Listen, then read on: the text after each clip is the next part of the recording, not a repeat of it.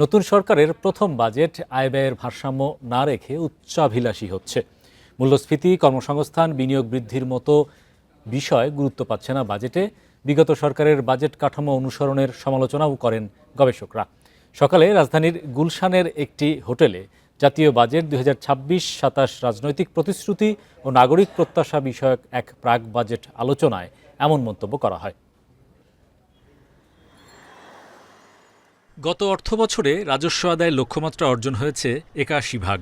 সরকারি ব্যয় ও এডিপি বাস্তবায়ন হার ছিল আরও কম।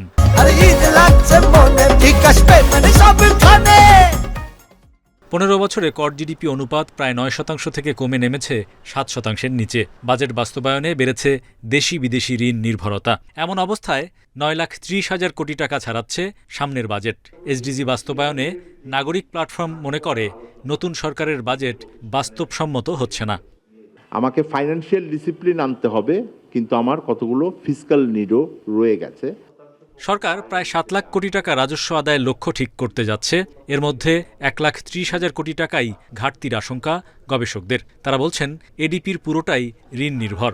এছাড়া মার্কিন যুক্তরাষ্ট্রকে বাণিজ্য সুবিধা দেওয়ার ক্ষেত্রে সরকারকে সতর্ক করেন বক্তারা।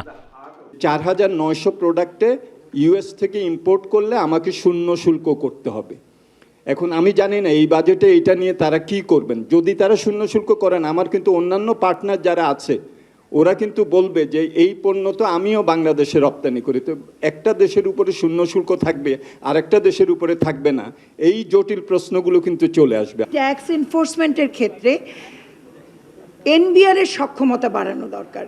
এই যে জাজমেন্টাল হওয়া, কার সক্ষমতা আছে কার সক্ষমতা নাই, এই বিষয়গুলো যৌক্তিকভাবে এনবিআরকে অ্যাড্রেস করতে পারতে হবে। সরকার আওয়ামী লীগের রেখে যাওয়া বাজেট কাঠামোতে পরিকল্পনা সাজাচ্ছে বলে মনে করেন সিপিডির সম্মাননীয় ফেলো দেবপ্রিয় ভট্টাচার্য। তার মতে টাকা ছাপিয়ে খরচ করলে মূল্যস্ফীতি আরও বাড়বে।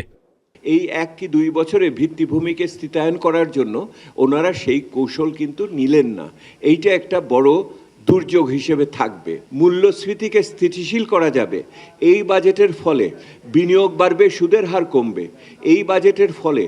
আপনার কর্মসংস্থান হবে যুব সম্প্রদায়ের এবং একই রকমভাবে জনকল্যাণের কাজগুলো হবে। এই নিশ্চয়তা প্রত্যেকেই এইখানে চাচ্ছে।